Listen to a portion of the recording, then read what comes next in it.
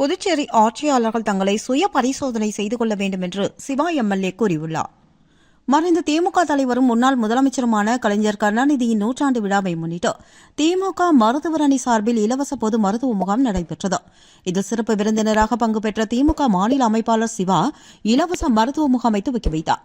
பின்னர் செய்தியாளர்கள் மத்தியில் பேசிய அவர், புதுவையில் ஆளும் கட்சி சுய பரிசோதனை செய்ய வேண்டும், மத்தியிலும் மாநிலத்திலும் அவர்கள்தான் ஆட்சி செய்வதாகவும் 22 எம்எல்ஏக்கள் பலத்தோடு மத்திய அரசின் அதிகாரத்தோடு மாநில காவல்துறையின் முழு பங்களிப்போடு என்ஆர் காங்கிரஸ் பாஜக கூட்டணி தேர்தலை சந்தித்தது, இருப்பினும் ஏன் அனைத்து தொகுதிகளிலும் தோல்வியடைந்தார்கள் என்று மேலும் சுய பரிசோதனை செய்ய வேண்டும் என்றும் தெரிவித்தார்.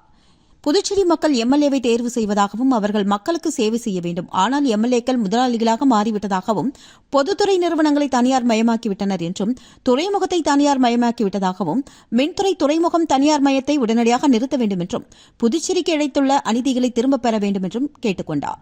ஏழை எளிய மக்கள் உணவு பாதுகாப்பு சட்டம் கொண்டு வந்துள்ளது, ஆனால் புதுச்சேரியில் ரேஷன் கடைகளே திறக்கவில்லை என்று குற்றம் சாட்டிய அவர், புதுவையில் முரண்பட்ட அரசு என்பதால் அரசுக்கு எதிராக மத்திய அரசுக்கு எதிராக ஆட்சியாளர்களுக்கு எதிராக மோடிக்கு எதிராக மக்கள் வாக்களித்துள்ளதை சுட்டிக்காட்டினார். மக்களுக்கு கிடைத்த ஜனநாயக ஆயுதம் மூலம் பதிலளிக்கப்பட்டுள்ளது என்றும் முதல் அமைச்சர்கள் எம்எல்ஏக்கள் கூட தங்கள் தொகுதிகளில் கூடுதலாக வாக்குகளை பெற முடியவில்லை என்றும் ஆட்சியாளர்கள் வேண்டாம் என மக்கள் முடிவு செய்துவிட்டதாகவும் தெரிவித்தார். மேலும் ஆட்சியாளர்கள் தங்களை திருத்திக் கொண்டால் வருகின்ற சட்டமன்ற தேர்தலில் டெபாசிட் வாங்கலாம் என்றும், இல்லாவிட்டால் டெபாசிட் கூட பெற முடியாது என்றும் சிவா எம்எல்ஏ தெரிவித்தார். மக்களவைத் தேர்தலில் அதிமுக உட்பட பல வேட்பாளர்கள் டெபாசிட் இழந்துவிட்டார்களே என்ற கேள்விக்கு பதிலளித்த அவர், அரசியல் பேசும்போது காமெடி செய்ய வேண்டாம் என்றும் பதிலளித்தார்.